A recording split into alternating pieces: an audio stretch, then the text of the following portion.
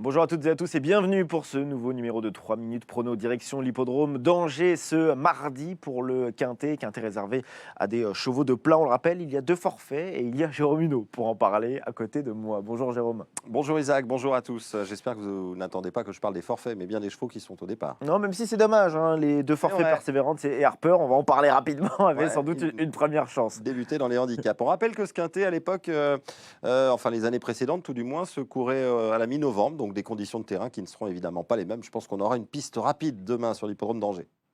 Exactement, on va faire une petite revue d'effectifs justement avec le haut du tableau et Ronnie Med, le numéro 1 qui a fait une très belle rentrée.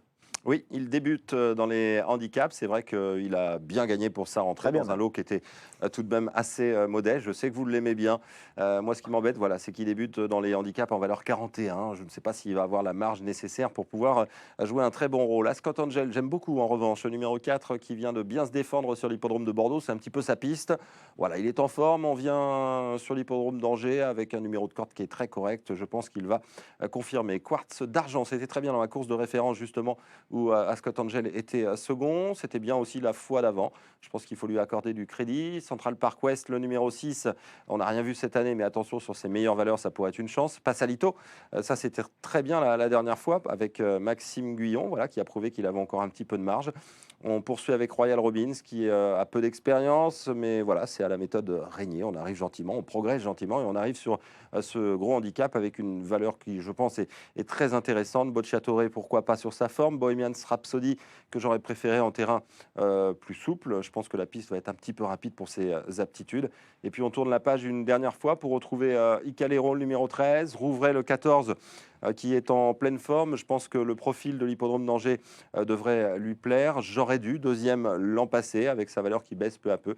Et puis Morsan, le numéro 16, qui reste sur un succès en bon terrain. Ça, c'est surprenant.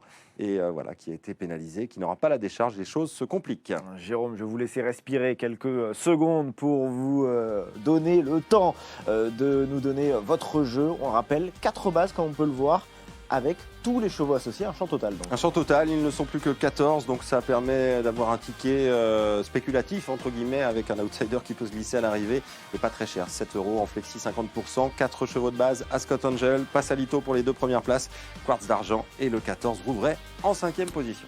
Merci beaucoup Jérôme, c'est désormais à vous de jouer. On rappelle le départ ce mardi à 13h50 pour une analyse détaillée. N'hésitez pas à aller sur equidia.fr. Très bon jeu à tous et à très bientôt.